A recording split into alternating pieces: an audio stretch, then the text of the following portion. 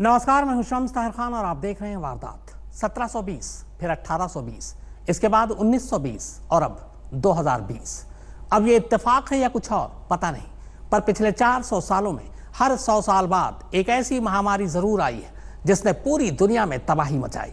हर 100वें साल आने वाली इस महामारी ने दुनिया के किसी कोने को नहीं छोड़ा। करोड़ों इंसानों की जान लेने के साथ साथ इसने कई इंसानी बस्तियों के तो नामो निशान तक मिटा दिए।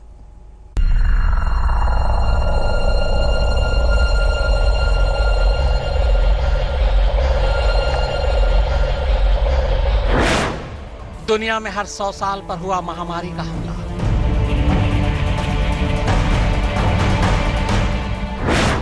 सन 1720 में दुनिया में फैला था the great plague of Marcel.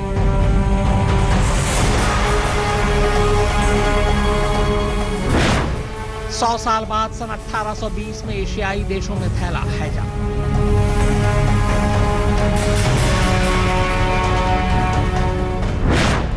सन 1918 से 1920 में दुनिया ने झेला स्पेनिश फ्लू का कहर।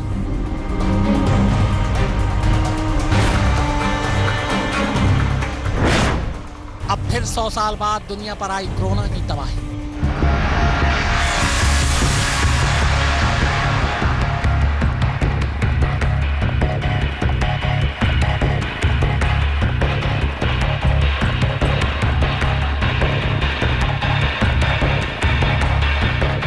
तो क्या है हर सदी में आने वाली इन महामारियों की कहानी? क्यों हर 100 साल में होता है इंसानी सभ्यता पर हमला? क्यों सब कुछ होते हुए भी इन महामारियों के सामने बेबस हो जाता है इंसान?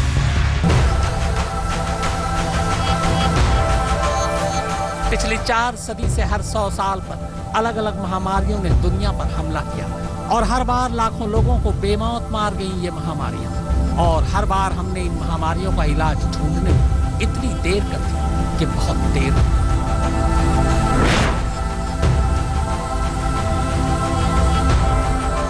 पूरी दुनिया में प्लेग फैला था। इसे ग्रेट प्लेग ऑफ मार्सेले कहा जाता है। मार्सेले फ्रांस का एक शहर है जहां इस प्लेग की वजह से 1 लाख से ज्यादा लोगों की मौत हुई थी। प्लेग फैलते ही कुछ महीनों में ही 50,000 लोग मारे गए। बाकी 50,000 लोग अगले 2 सालों में मर गए।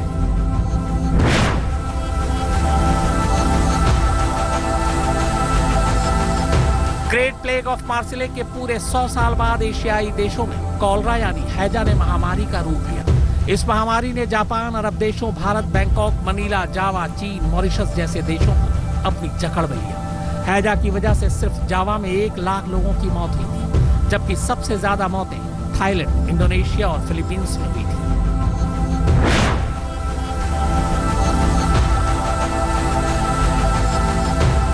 करीब 100 साल बाद धरती पर फिर तबाही आई।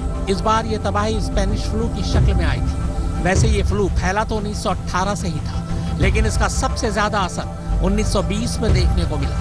कहा जाता है कि इस फ्लू की वजह से पूरी दुनिया में 2 से 5 करोड़ लोगों की मौत हुई थी।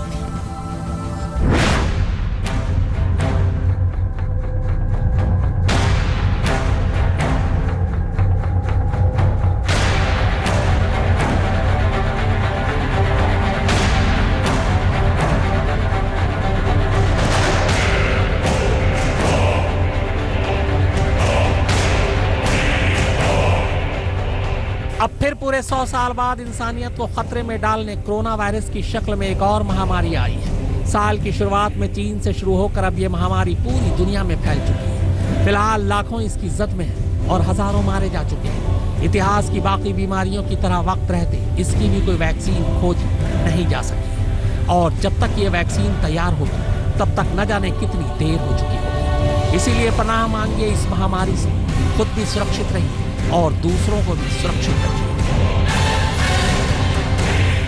अनुज मिश्रा और फारूक हैदर के साथ शम्स ताहिर खान, आज तक। इंसानी तारीख में महामारी का इतिहास बहुत स्याह और भयानक है। जिस तरह की तबाही आज कोरोना ने चीन में ढाई है, इससे कहीं ज्यादा खौफनाक तबाही 19वीं सदी में चीन में देखने को मिली थी, प्लेग की शक्ल में। 1860 के दशक में प्लेग की वजह से अकेले चीन में करीब 25 लाख लोगों की मौत हो गई थी। यह वही प्लेग था जिसने चीन के बाद भारत का रुख किया और भारत में भी भयंकर तबाही मचाई। एक आंकड़े के मुताबिक उस दौर में भारत में प्लेग से करीब 1 करोड़ से ज्यादा लोगों की जान चली गई थी।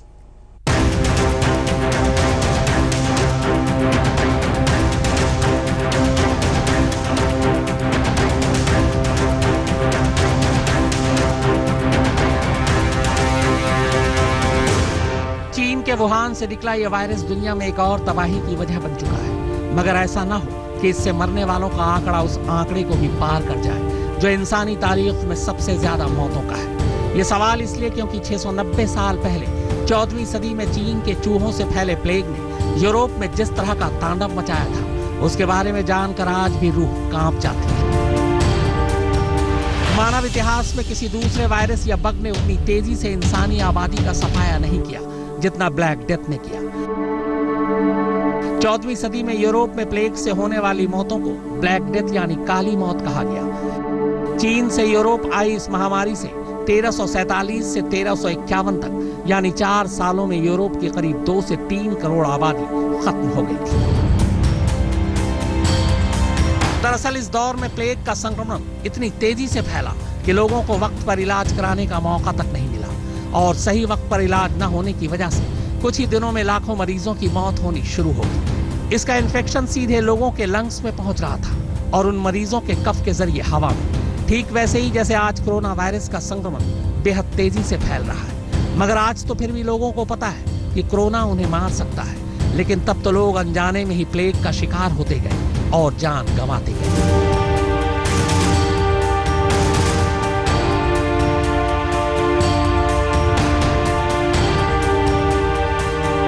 सदियों बाद ये प्लेग उस हद तक खतरनाक स्तर पर पहुंच गया था जिसका अंदाजा भी नहीं लगाया जा सकता। 19वीं सदी में चीन और भारत में इसी प्लेग ने महामारी का रूप ले लिया। तब भी प्लेग के फैलने की शुरुआत चीन से ही हुई थी। 1860 के दशक में प्लेग ने सबसे पहले चीन के अंदरूनी इलाकों में हमला बोला और फिर हांगकांग में दाखिल हुआ। उस दौर में इस महामारी को मॉडर्न प्लेग का नाम दिया गया। चीन के सिल्क रूट के रास्ते ये दुनिया के बाकी हिस्सों में फैली। संक्रमित चूहे प्लेग की बीमारी लेकर शिप तक पहुंचे और जहां जहां भी शिप गए और डॉक्स पर रुके, ये बीमारी भी वहां चली गई। चीन से ही ये बीमारी भारत में फैली। भारत में इसकी शुरुआत 1889 में हुई। यहाँ इसने चीन से भी ज्यादा कहर बरपाया।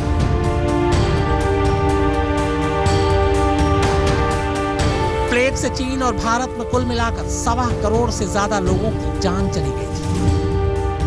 ब्रिटेन की defence evolution and research agency की रिपोर्ट के मुताबिक अकेले भारत में ही प्लेग से 1 करोड़ लोगों की मौत हुई थी।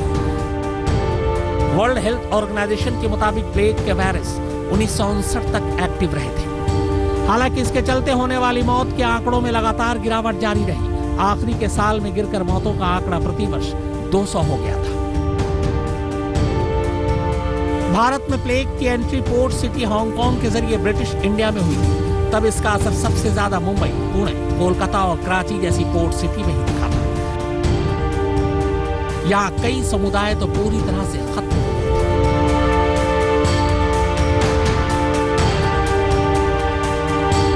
थे। इससे पूरी तरह उबरने के बाद ऐसी महामारियों से निपटने के लिए तब के ब्रिटिश इंडिया में एपिडेमिक डिजीज एक्ट 1897 यानी महामारी अधिनियम 1897 बनाया गया। इस एक्ट के तहत सार्वजनिक सूचना के जरिए महामारी के प्रसार की रोकथाम के उपाय किए गए। सरकार को महामारी से ग्रस्त व्यक्ति को किसी अस्पताल या अस्थायी आवास में रखने का अधिकार दिया गया।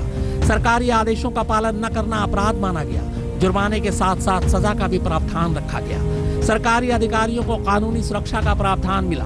अनहोनी होने पर सरकारी अधिकारी की कोई जिम्मेदारी तय नहीं की गई। अब आते हैं उस सवाल पर जो आप में से कई लोगों के मन में कौंध रहा है कि आखिर महामारी कहते किसे हैं और एपिडेमिक या पैंडेमिक में फर्क क्या है। दरअसल महामारी उस बीमारी को कहते हैं जो एक ही वक्त में दुनिया के अलग अलग देशों के लोगों को नुकसान पहुंचाती है। यानी महामारी का वास्ता किसी बीमारी के भयानक शक्ल लेने से ज्यादा अधिक से अधिक जगहों पर फैलने से जुड़ा है।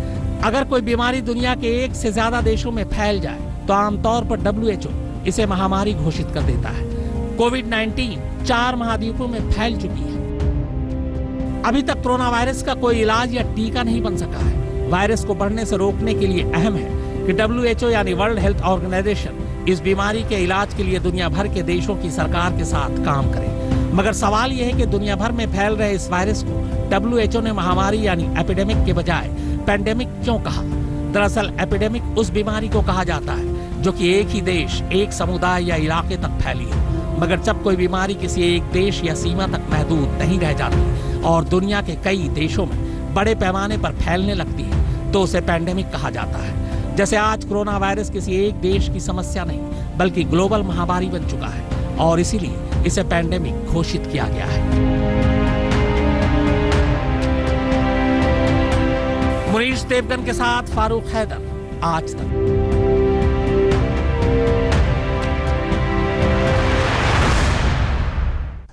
और अब बात दुनिया में फैली उन महामारियों की जिसने देखते ही देखते पूरी दुनिया को अपनी जद में ले लिया था।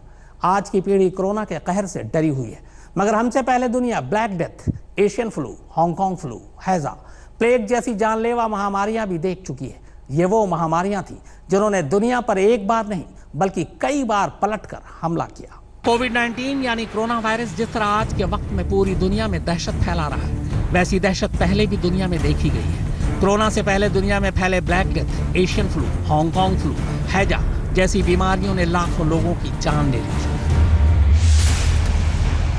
सन 1918 से 1920 के दौरान दुनिया के कई देश स्पेनिश फ्लू की चपेट में आए थे। तब पूरी दुनिया में करीब 50 करोड़ लोग इससे प्रभावित हुए थे। इस बीमारी से करीब 1.5 करोड़ से 5 करोड़ लोगों की मौत हुई थी। इस खतरनाक बीमारी की वजह से कुछ देशों में लोगों के जीवन की उम्र करीब 12 साल कम हो गई। तब स्पेनिश फ्लू की चपेट में आने वाले युवा से लेकर बुजुर्ग तक सभी थे। स्पेनिश फ्लू का सबसे पहला मामला अमेरिका के कंसास में जनवरी 1918 में सामने आया था। उस वक्त एक स्थानीय डॉक्टर लॉरिन वीनर ने यूएस पब्लिक हेल्थ सर्विस को इसके लिए चेतावनी भी दी थी। पहले विश्व युद्ध के दौरान जब सेनाएं एक देश से दूसरे देशों में गईं, तो ये बीमारी भी तेजी से फैलती चली गई। मार्च 1918 में अमेरिकन मिलिट्री फैसिलिटी सेंटर में भी इसका एक मामला सामने आया था, जिसके कुछ ही दिनों बाद इनकी तादाद बढ़कर 522 हो गई थी। फिर एशियन फ्लू की शक्ल में 20वीं सदी में दुनिया की दूसरी सबसे बड़ी महामारी फैली थी। सन 1950 में एशियन फ्लू की पहली बार पहचान इन्फ्लुएंजा AH2N2 के रूप में हुई थी। करीब 7 सालों तक ये लोगों की जान लेता रहा। WHO के मुताबिक इसकी वजह से पूरी दुनिया में करीब 20 लाख लोगों की मौत हुई थी। इसका प्रकोप गुइझोई से शुरू हुआ और इसके बाद ये सिंगापुर के रास्ते हांगकांग और अमेरिका तक पहुंचा था। अमेरिका में ही इसकी वजह से करीब 70,000 लोगों की मौत हुई थी। ब्रिटेन में इसकी वजह से 3500 से अधिक लोगों की जान गई थी। फिर आया हांगकांग फ्लू। ये इन्फ्लुएंजा वायरस सन 1968 से फैला था और इसका सबसे ज्यादा असर एशियाई देशों में देखने को मिला। हांगकांग फ्लू का नाम H3N2 था। इसमें 10 लाख से कुछ कम लोगों की मौत हुई थी। हांगकांग फ्लू की शुरुआत हांगकांग से ही हुई और इसका पहला मामला 13 जुलाई 1968 को सामने आया था। इसके बाद इसके मामले वियतनाम, सिंगापुर, भारत, फिलीपींस, उत्तर ऑस्ट्रेलिया और यूरोप में भी सामने आए। इसी दौरान वियतनाम युद्ध की बदौलत ये अमेरिका तक पहुंच गया था, जिससे अमेरिका में तकरीबन 34,000 लोग प्रभावित हुए। जापान और अफ्रीका भी इसकी चपेट में आ गए। अकेले हांगकांग में इसकी वजह से 5 लाख लोग प्रभावित हुए थे। सन 1846 से 60 के दौरान तीसरे हैजे की शुरुआत तो भारत से हुई थी। माना यह भी जाता है कि 1837 में इसकी शुरुआत हुई थी और 1863 तक इसका प्रकोप जारी रहा। 19वीं सदी के मध्य में हैजा की शुरुआत हुई और ये बीमारी दुनिया तक पहुंची। रूस में इसकी वजह से करीब 10 लाख लोगों की जान गई थी। इससे पहले इसकी वजह से ब्रिटेन में करीब 30,000 लोग मारे गए थे। हैजा का दायरा सिर्फ यहीं तक सीमित नहीं था, बल्कि एशिया, यूरोप और अफ्रीका समेत उत्तरी अमेरिका भी इसकी चपेट में आ गया था। इसके अलावा छठा हैजा, जिसकी शुरुआत साल 1910-11 में भारत से हुई, इसमें भी पूरी दुनिया में करीब 60 लाख लोगों की जान गई थी। ये एशिया, अमेरिका, यूरोप और रूस तक फैला था। साल 1889 और 90 में फैले फ्लू H3N8 वायरस की वजह से भी करीब 10 लाख लोगों की जान गई थी। इसकी शुरुआत रूस से हुई थी और बाद में ये कई देशों में फैल गया। जब जब दुनिया में ऐसी महामारी आई, तब तब इंसानियत पर संकट के बादल मंडराए। दुनिया के देशों का संपर्क आपस में टूट गया। आने जाने पर पाबंदियां लग गई, मगर फिर दुनिया धीरे धीरे इन महामारियों से उबर भी गई। अब देखना यह है कि कोरोना से ये दुनिया कब तक उबर पाती है। सुप्रतीम बनर्जी के साथ फारूक हैदर, आज तक। तो वारदात में फिलहाल इतना ही, मगर आज तक पर खबरों का सिलसिला लगातार जारी है। नमस्कार, मैं हूं अंजना ओम कश्यप। हमें उम्मीद है ये वीडियो आपको पसंद आया होगा। लेटेस्ट खबरों के लिए यूं ही देखते रहिए आज तक, और इस वीडियो के पसंद आने पर लाइक, शेयर एंड सब्सक्राइब करना ना भूलें।